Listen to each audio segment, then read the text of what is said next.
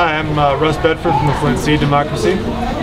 We give out seed packets for free to people who have gardens in the city of Flint. We encourage seed saving and gardening in general. Last year was the first year I went on it, and it rained. And here we are raining again.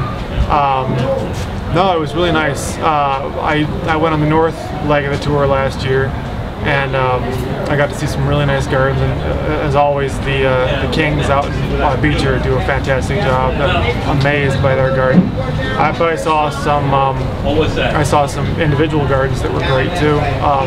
A lot of people who took the Edible Flint Garden Starters kits and just really ran with them. Fantastic gardens. Well, definitely. The interest in urban agriculture is one of the coolest things going about Flint right now.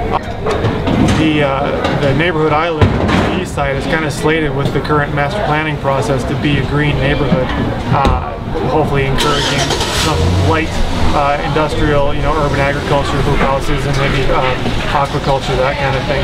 And I'd be honored to live in a cool neighborhood that did something like that.